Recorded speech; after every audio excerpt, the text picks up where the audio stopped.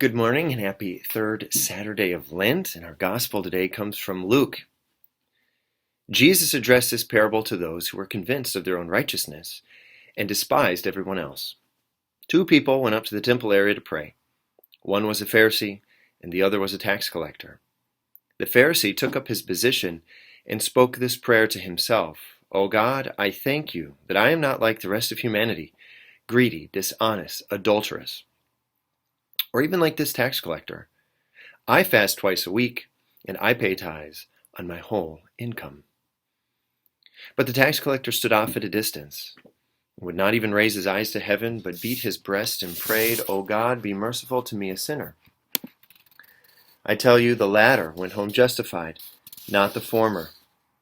For everyone who exalts himself will be humbled, and the one who humbles himself will be exalted. So an interesting thing to point out is that why is Jesus telling us this parable to begin with? Well, it says that he addressed this parable to those who were convinced of their own righteousness. Okay, so what does this righteousness look like? Well, he gives us the parable to help us understand. And so we have this Pharisee. And the Pharisee is a beautiful example of self-righteousness and pride. I mean, just look at what he says. Listen, he prays this prayer to himself.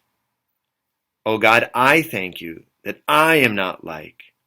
I fast twice a week. I pay He's totally self-centered.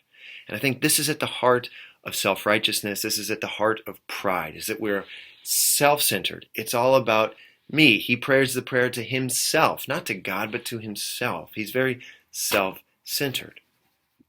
But Christians are not self-centered. Christians are not others-centered. Christians are Christ-centered.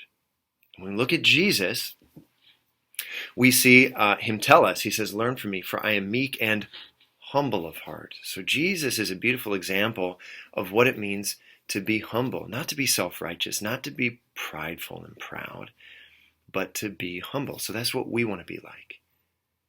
Jesus ultimately went to his death for us. He died upon a cross for us. That's like the height, the climax of humility, pouring out one's life for the good of others. And so we can think about this, am I self-centered or am I Christ-centered? And does me being Christ-centered lead to my self-sacrificial love, dying to myself, dying to my own preferences, dying to my own points of view, dying to me, my, so that I can serve others? Beautiful things for us to think about today. It might sound a little scary. Whoa, die to myself. But it's beautiful because when we do this, when we stop being so self-centered, we focus more on Jesus, on Christ, which leads us to focus more on others, there's a peace. There's a satisfaction. There's a tranquility that enters into our lives. And that's what we need during this time of challenge and during this time of crisis with coronavirus and everything.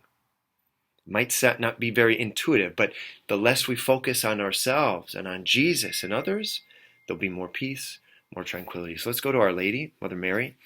She is the humble servant of the Lord, the humble handmaid. Let's ask her to pray for us that we can truly be humble, like the tax collector in today's gospel.